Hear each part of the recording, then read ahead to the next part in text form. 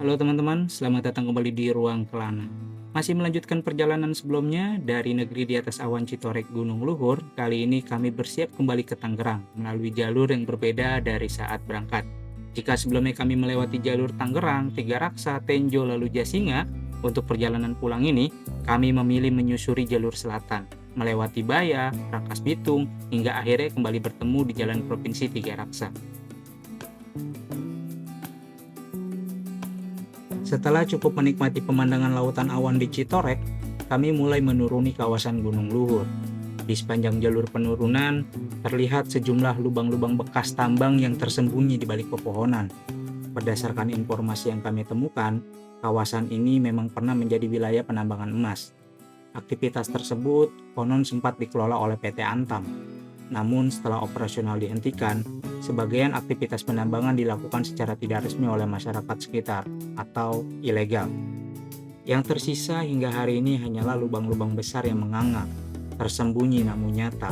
Sayangnya, aktivitas penambangan liar ini meninggalkan dampak yang cukup serius bagi lingkungan.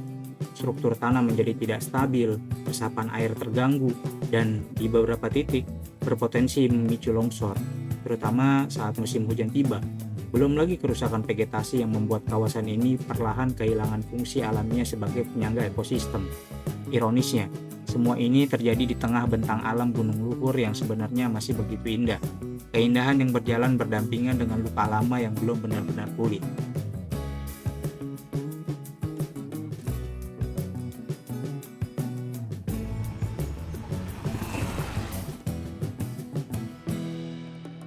Bayangkan, betapa kayanya negeri ini.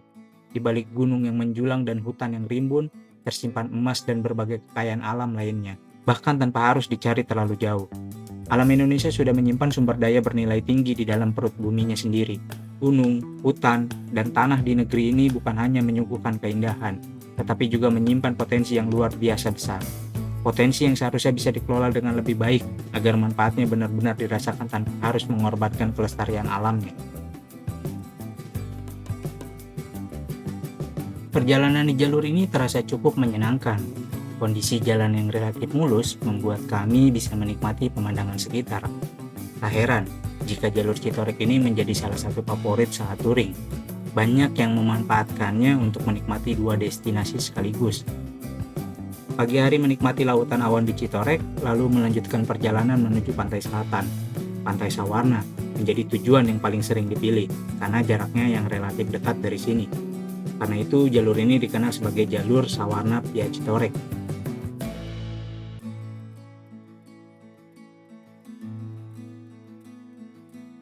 Dari segi kondisi jalan, jalur ini terbilang lengkap. Mulai dari jalan beton, aspal, hingga jalur gravel berbatu yang menuntut konsentrasi lebih. Setelah melewati jalan beton, kami masuk ke kawasan hutan dengan jalan aspal yang lebih sempit. Lebarnya hanya cukup untuk satu mobil, sehingga pengemudi harus ekstra hati-hati saat berpapasan.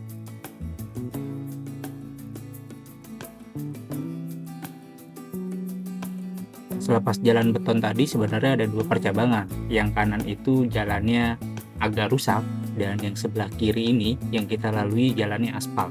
Jalan aspalnya bagus, luar biasa emang. Dan ini jalannya benar-benar setapak loh. Ya, Satu mobil doang gitu. Emang bisa lah mobil itu kalau papasan minggir ke sana, tapi nggak terlalu gede.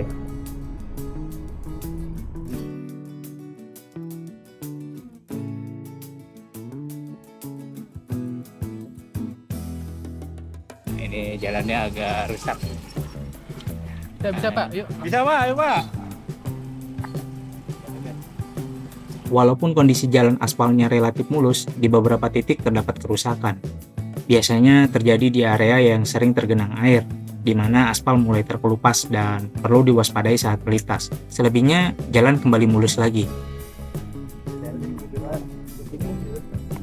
ada yang penduduknya tuh. Tuh nih kampung-kampung begini. Ini masih rumah asli tuh. Oh, dalam-dalam. Kita ke Baduy ya, Pak?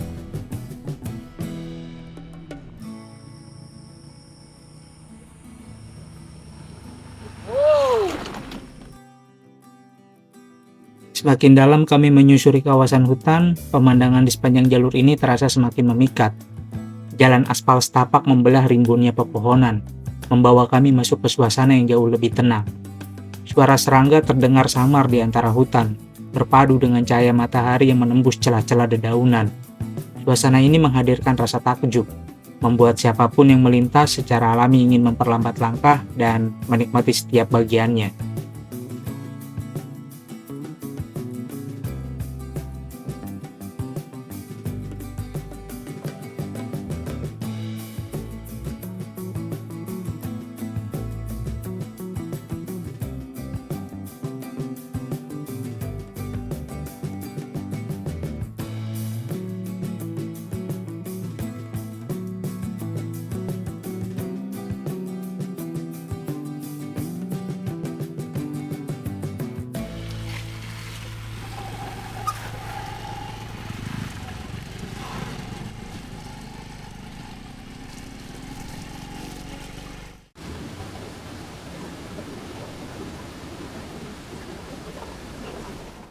Selain pemandangan hutan yang memukau, di sepanjang jalur ini juga banyak ditemui curug atau air terjun.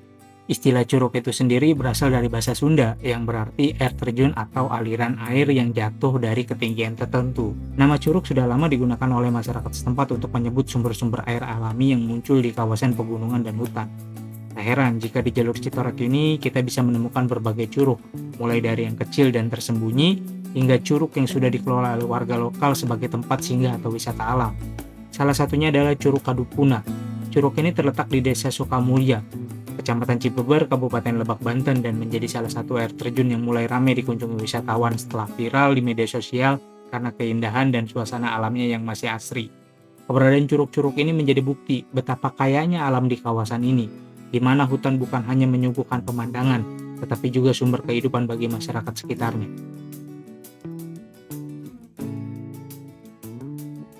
Kondisi jalan di jalur ini sudah jauh berbeda dari sebelumnya. Aspalnya tidak lagi mulus, banyak bagian yang terkelupas dan rusak. Penyebab utamanya adalah aliran air dari mata air yang tidak dikelola dengan baik. Air terus mengalir melintasi aspal setiap hari, perlahan menggerus permukaannya hingga jalan menjadi licin dan tidak rata. Di beberapa titik, kondisi ini diperparah oleh bekas longsoran yang menyisakan tanah, pasir, dan kerikil di badan jalan. Medan pun berubah menjadi becek dan cukup menyulitkan. Pada satu titik yang cukup rawan, saya memutuskan untuk turun dari motor sebagai penumpang, bukan karena motornya tidak sanggup, melainkan agar Mas Yogi sebagai riders bisa lebih leluasa dan aman mengendalikan motor. Jalan rusak, kondisi licin, ditambah posisi berboncengan, jelas menambah beban dan resiko bagi pengendara saat melintas jalur seperti ini.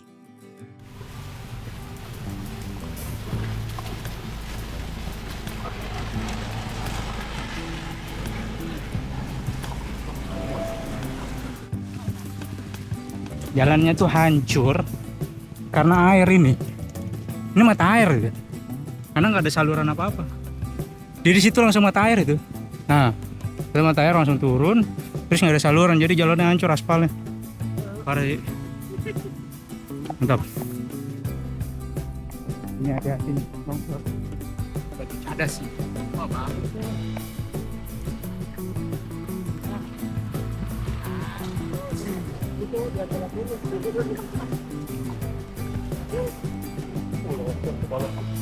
Ini tadi yang mobil gimana?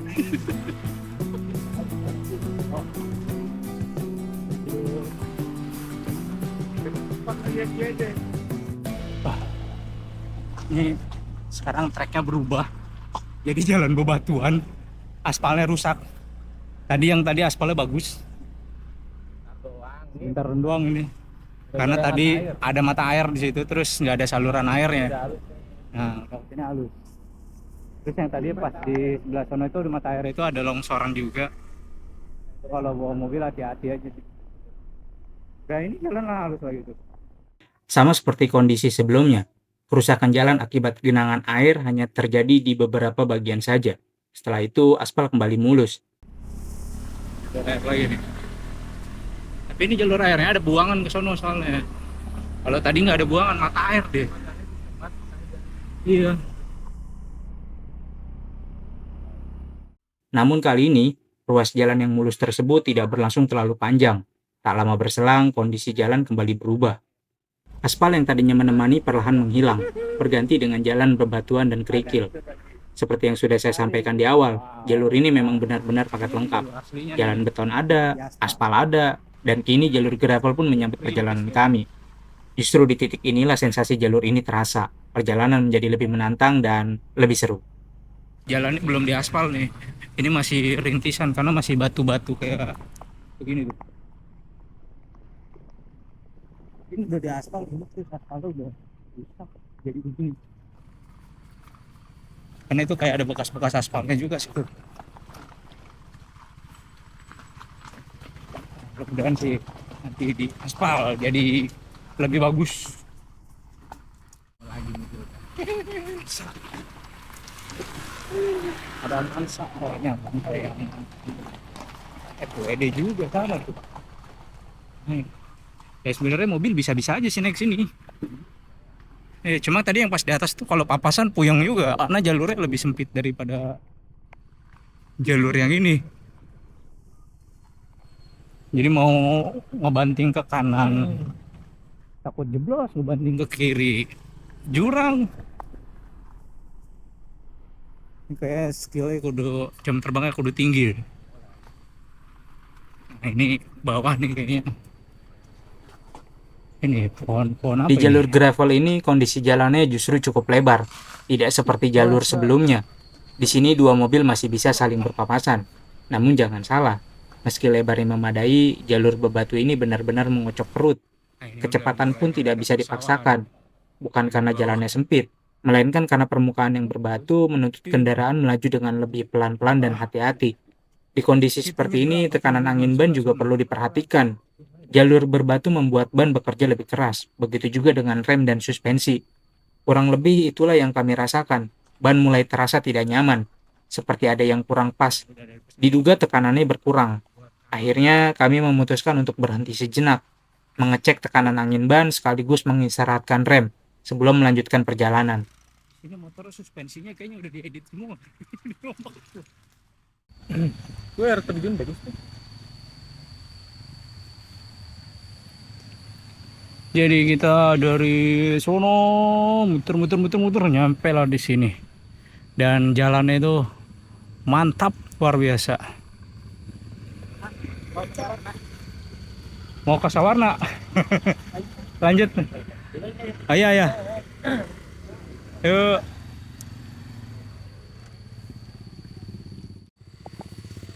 Oke. Kita isi angin dulu. Sambil ngeris istirahatin rem ya, karena dari tadi kan mainin rem panas, jadi kita istirahatin dulu sebentar. Jalannya tadi dari atas, jadi kita benar-benar ngebelah hutan, masuk hutan.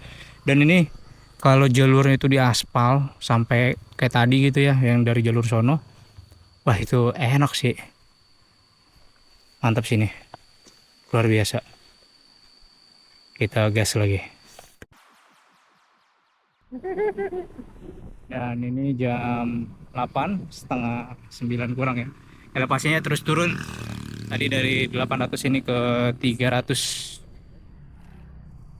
Wah, longsor.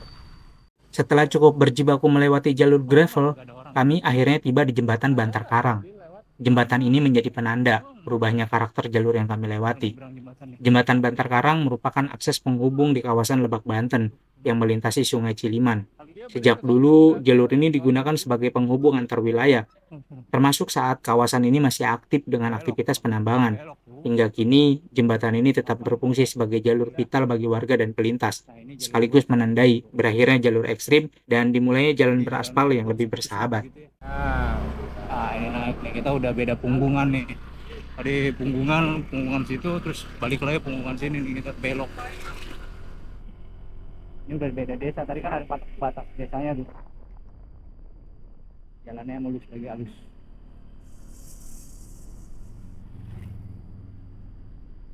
Ini udah perbukitan yang berbeda nih. Tadi kita di balik sono.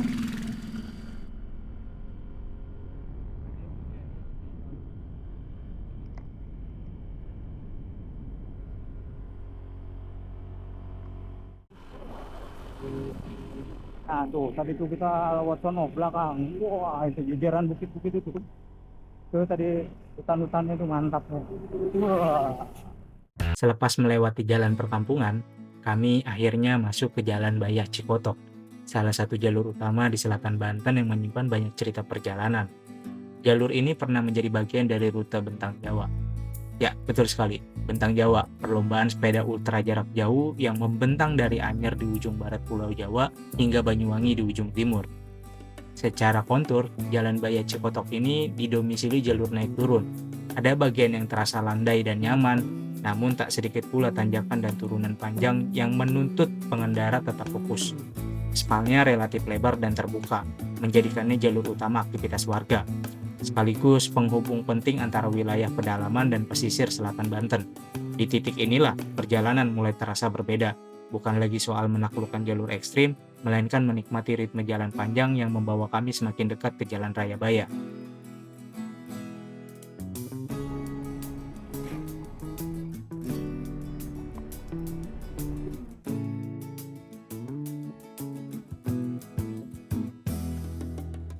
Kami juga sempat melewati kilometer 0 Tambang Emas Antam Cikotok, sebuah monumen bersejarah yang menjadi penanda awal dari salah satu tambang emas tertua di kawasan ini.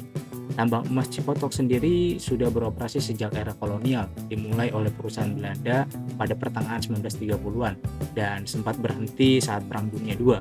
Setelah itu Indonesia merdeka, tambang ini berada di bawah pengawasan pemerintah, dan kemudian menjadi bagian dari PT Antam sejak 1968.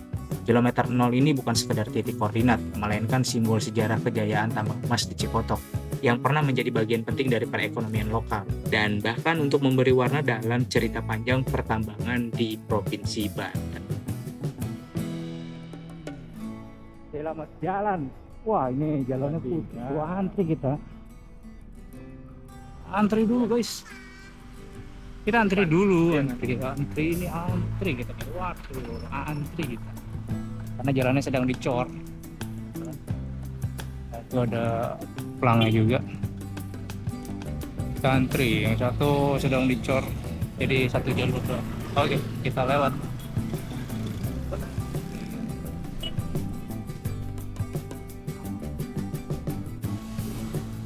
Ya, ya.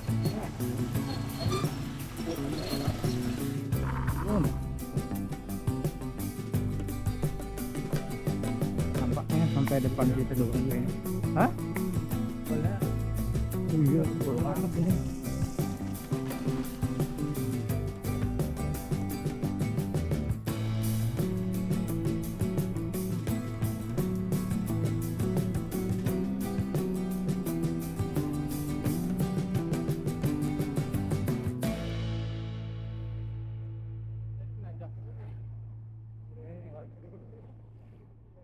Setelah melewati jalan Cikotok yang berkelok-kelok, akhirnya kami tiba di Terminal Bayah sekitar pukul 9.23. Dari titik ini, perjalanan akan berlanjut menyusuri pesisir selatan Banten, dengan jalur yang langsung berhadapan dengan luasnya Laut Selatan. Kita istirahat dulu, rest di Masjid Jami Nurul Hikmah. Mantap. Masih lumayan lah. Ini baru jam setengah 10. Mungkin nanti nyampe di Tangerang sekitaran jam 2 atau jam 3-an. Ya lihat nanti aja bagaimana. Nggak ada target, yang penting kita jalan aja. Dan ini jalannya itu udah dicor nih. Tadinya waktu pernah lewat sini jalannya nggak begini, aspal. Kalau ini dicor, mantap. Kita lanjut lagi nanti. Sekarang rest dulu di Masjid Nurul Hikmah. Mantap, masjidnya bersih. Jam 9.46 kita lanjut lagi mengarah ke sana. Ke Rangkas Bitung tadi sih kalau ngelihat di map kurang lebih nyampe itu 4 jaman ya, 4 jam 20 menitan lah. Ya taruhlah 5 jam lah. Jadi jam 9, ini jam 9 berarti kalau 4 jaman kurang lebih jam 2 atau jam 3-an. Yuk, langsung gas. Oke, jam 9.49 kita udah mulai gerak lagi jalan.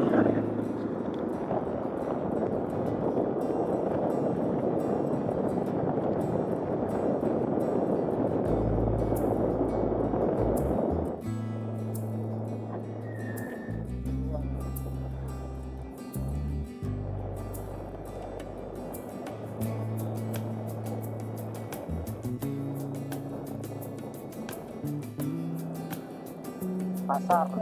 Kalau nggak jalan tuh nggak seru juga. Memasuki Jalan Raya Baya, karakter jalannya langsung berubah. Jalur ini membentang mengikuti garis pesisir selatan Banten, dengan laut lepas yang sesekali terlihat di sisi jalan. Ada satu catatan sejarah menarik yang Sobat Kelana perlu ketahui. Wilayah ini dulunya dilalui oleh jalur kereta api Saketi Baya. Iya. Itu potongan itu. Iya. Jalur kereta ini dibangun pada masa pendudukan Jepang, sekitar tahun 1943 hingga 1944, dengan tujuan utama mengangkut hasil tambang dan sumber daya alam dari Baya menuju wilayah utara Jawa. Rel kereta Saketi Baya ini merupakan jalur tunggal sepanjang kurang lebih 89 km, menghubungkan Saketi di bagian tengah Banten hingga Baya di pesisir selatan. Meski sudah tidak beroperasi sejak awal 1950-an, jejak-jejak jalur kereta api ini masih bisa ditemukan di beberapa titik loh, termasuk di sepanjang bibir pantai selatan yang sejajar dengan Jalan Raya Bayah yang kami lintasi ini. Jalur kereta ini menyimpan banyak kisah tentang bagaimana rel kereta dibangun dalam kondisi yang tidak mudah dan menjadi bagian penting dari sejarah transportasi di selatan Jawa. Hingga hari ini saja masih ada wacana untuk mereaktivasi jalur kereta api Saketi Baya ini, agar wilayah selatan Banten kembali terhubung dengan jaringan kereta yang lebih luas dan mampu mendorong pertumbuhan ekonomi lokal. Ya, semoga saja terwujud ya.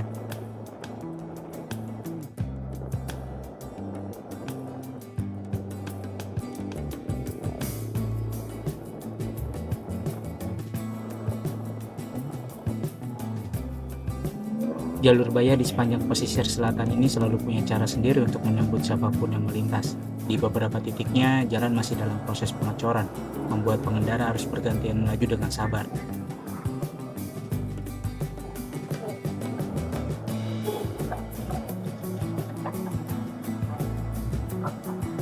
Jalur selatan Banten memang tidak pernah mengecewakan. Ini kali kedua saya melintasinya. Dulu pernah lewat jalur yang sama, namun dengan tujuan yang berbeda.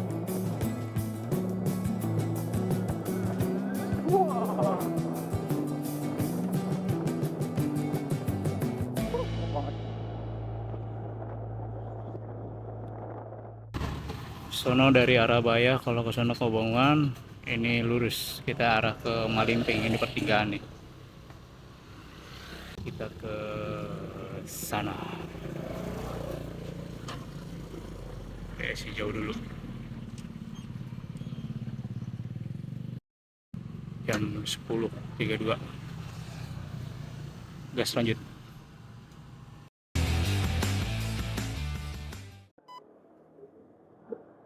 Jam 10.55 kita isi bensin dulu di daerah Malingping ini ya, tadi kayaknya lewat Gunung Kencana tadi, lewat hutan bukit-bukit gitu lah, pohon-pohon itu, perkebunan kayaknya sih itu sih. Ini terus lurus terus sampai nanti ketemu di Rangkas, kita jalan sono. Mantap. Saya isi bensin dulu, kayaknya ini Pertamina kesonanya nggak ada Pertamina lagi kayaknya sih. Jadi kita isi di sini aja. Daripada beresiko, walaupun kita ada spare 1 botol yang 1 liter, takut misalkan di jalan-jalan kayak begini tuh nggak ada bensin, jadi kita udah spare 1, cuma ya ditaruh aja. Itu kan buat jaga-jaga kita aja. Oke, kita mau lanjut lagi. Si bensinnya udah selesai. Let's go. Ke kiri ke Pandeglang, kita ke kanan, tapi ke Indomaret dulu. Indomaret deh. Oke, 13.33. Kita lanjut lagi. Membawa kami dari pegunungan, menuruni pesisir laut, lalu kembali menembus hutan. Akhirnya kami tiba di Jalan Pemprov Tiga Raksa. Tanda bahwa sebentar lagi perjalanan ini usai. Bukan tanpa cerita, bukan tanpa rasa, rute Citorek, Bayah, Malimping, Rangkas Bitung pun kami selesaikan.